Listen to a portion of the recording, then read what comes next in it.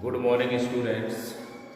आज हम एक नया चैप्टर पढ़ते हैं और जिस चैप्टर का नाम है आपका अंकीय इलेक्ट्रॉनिकी। इस चैप्टर में आपको इलेक्ट्रॉनिक यंत्र, इलेक्ट्रॉनिक परिपथ जैसे जंक्शन, डायोड, ट्रांजिस्टर आदि के विकास के साथ ही परिपथों में इन्हें प्रयुक्त करके डिजिटल इलेक्ट्रॉनिकी का विकास किया गया। और इस बारे में आप जानते हैं कि सबसे ज़्यादा विकास 20वीं शताब्दी के मध्य में अधिक हुआ। इस चैप्टर में हमें इलेक्ट्रॉनिक परिपथ के बारे में ही पढ़ना है। इस चैप्टर में आगे देखते हैं इलेक्ट्रॉनिक परिपथ दो प्रकार के होते हैं। सबसे पहला आता है एनालॉग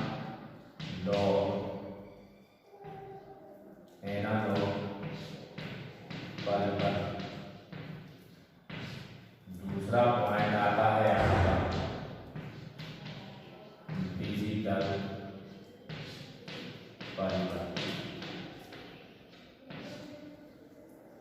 दो पॉइंट हो गए आपके एनालॉग परिपथ और डिजिटल परिपथ। तो इन दोनों की इसमें हम सबसे पहले देखते हैं एनालॉग परिपथ की परिभाषा।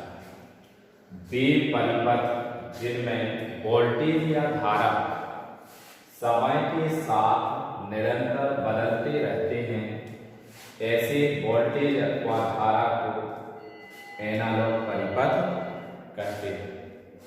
ऐसे वोल्टेज अथवा धारा को एनालॉग परिपथ कहते हैं अथवा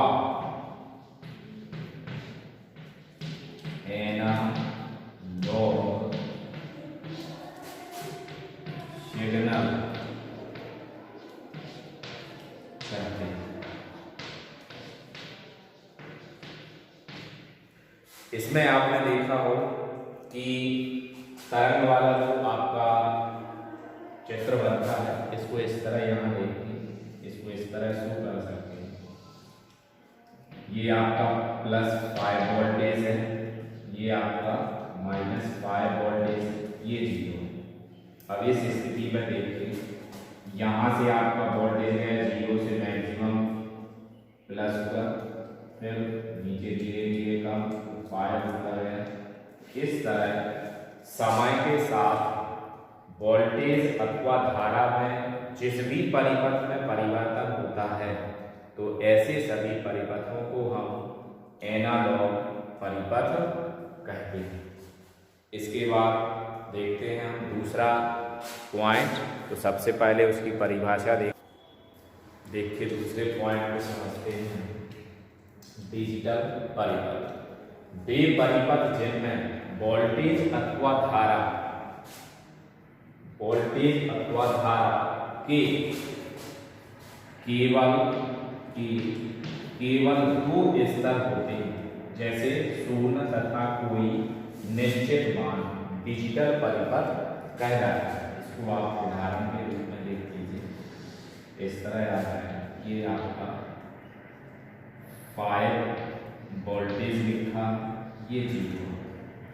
इस स्थिति में देखिए, जैसे आपका पहला मान 5 वोल्टेज है, ठीक, इसके बाद 0 आ गया, फिर 5 वोल्टेज। इस प्रकार इसका चित्र आ जाएगा। तो वे परिपथ जिनमें वोल्टेज अथवा धारा के केवल दो स्तर होते हैं, शून्य तथा कोई निश्चित मान, तो डिजिटल परिपथ कहलाते हैं। यहाँ आप कॉमा लगा देंगे, डिजिटल परिपथ कहलाते हैं। उदाहरण के रूप में आप ये चित्र दिखा सकते हैं। जैसे अभी आप समझ चुके हैं कि डिजिटल परिपथों के लिए दो स्तर का उपयोग किया जाता है, तो डिजिटल परिपथों के लिए द्विआधारी संख्या पद्धति का उपयोग करते हैं। जैसे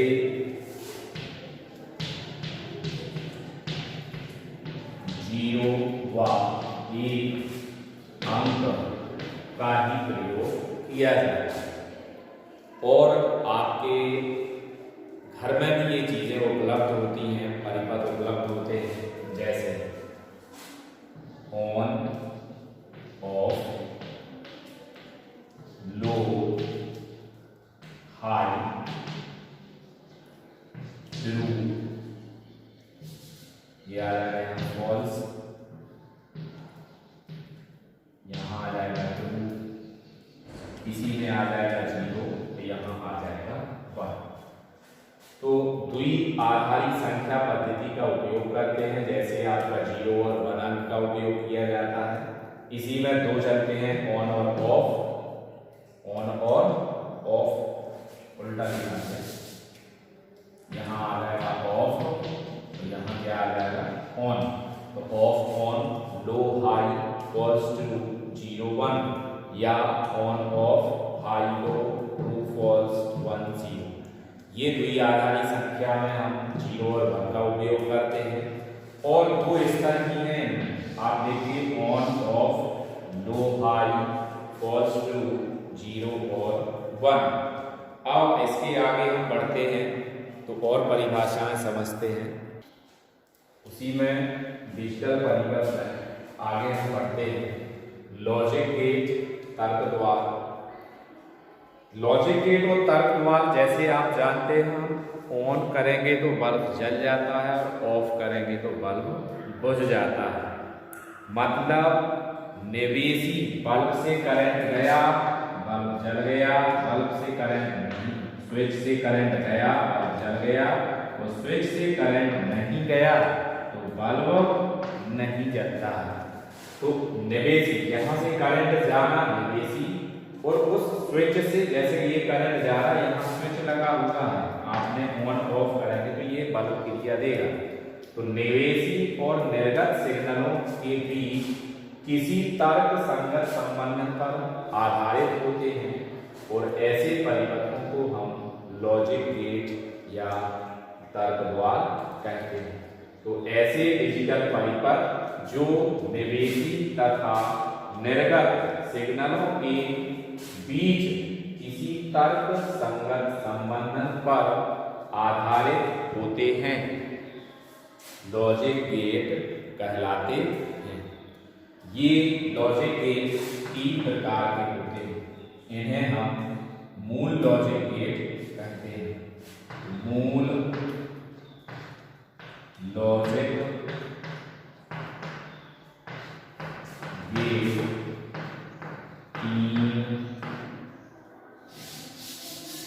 3 प्रकार के होते हैं। सबसे पहला आ जाएगा और गेट, दूसरा आ जाएगा एंड गेट, और तीसरा आ जाएगा आपका एंड गेट के बाद नॉट गेट।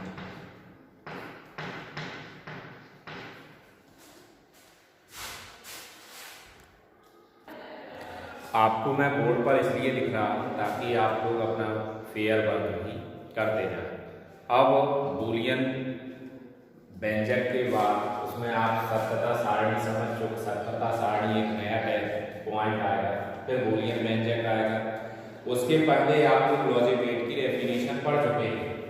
सत्यता सारणी, ट्रू टेबल। किसी लॉजिक गेट की सत्यता सारणी वह सारणी है जो उस गेट के लिए सभी संभव निवेशी तथा सभी संगत निवेशी और निर्गतों को दर्शाती है।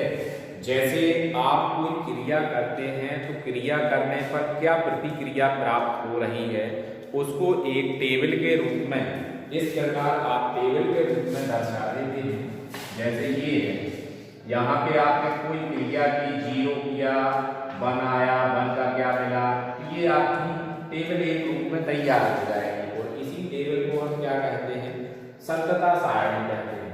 तो किसी लॉजिक गेट की सत्यता सारणी वह सारणी है जो उस गेट के लिए सभी संभव विदेशी संयोगों तथा संगत निर्गतों को दर्शाती है। ये डेफिनेशन आप लोग लिख लेना। दूसरा आपका अगला पॉइंट आता है बूलियन व्यंजक। बूलियन व्यंजक को जॉर्ज बूली ने सन 1854 में एक विभिन्न प्रकार का बीजगणितीय योग विकसित किया और उन्हीं के नाम पर इसको हमने नाम क्या रख दिया, बूलियन व्यंजक। इसमें आपको ध्यान रखना है कि बूलियन व्यंजक केवल बूलियन व्यंजक में केवल 2 ही स्तर होते हैं, जैसे 0 और 1, शर्त और अशर्त। ये आपके बूलियन व्यंजक के चर कह सकते हैं। 0 और 1 अंत में प्रदर्शित कर देंगे, शर्त और अशर्त। तो इसमें जॉर्ज बूली ने 2 ही स्तर लिए, जैसे 0 और 1, शर्त और अशर्त। और इन संयोगों को उन्होंने नाम दिया बूलियन चर। बूलियन चर उन्होंने इसका नाम दिया। जैसे कि आपका 0 1 रहता है, शर्त अशर्त रहता है, तो इन्हीं को जॉर्ज बूली ने बूलियन चर कहा। अब बूलियन व्यंजक की परिभाषा उन्होंने क्या दी, वह व्यंजक जो 2 बूलियन चरों के ऐसे संयोगों को दर्शाता है जिससे एक नया बूलियन चर प्राप्त होता है, बूलियन व्यंजक कहलाता है। आपको इनके सन ध्यान रखना है, 1854 में। और इन्होंने जिस अंक का प्रयोग किया या शर्त व अशर्त का प्रयोग किया, उन्होंने इसको कहा बूलियन चर। परिभाषा उन्होंने दी, वह व्यंजक जो 2 बूलियन चरों के ऐसे संयोग को दर्शाता है जिससे एक नया बूलियन चर प्राप्त होता है, बूलियन व्यंजक कहलाता है। तो आप लोगों को ये ध्यान रखना है कि इतना आपको बोर्ड पर मैंने लिख के दिया है, तो पूरा आप लोग इसको फेयर कॉपी पे वर्क कर लें। और ये लगभग में लास्ट 2 चैप्टर रहते हैं जो पूरी एक यूनिट है, इसमें से पेपर आपका 8 नंबर का बनता है। तो ये चैप्टर बहुत सरल है, तो लगभग में 2 या 3 मार्क्स का क्वेश्चन इससे बनने के आसार रहते हैं और बनते भी हैं। तो हम आशा करते हैं कि आप लोग फेयर कॉपी बनाएंगे और इसको अपना उस पर नोट करेंगे और समझ लेंगे, और सभी परिभाषाओं को क्रम से लिखने के बाद लर्न भी कर लेंगे। थैंक यू, धन्यवाद।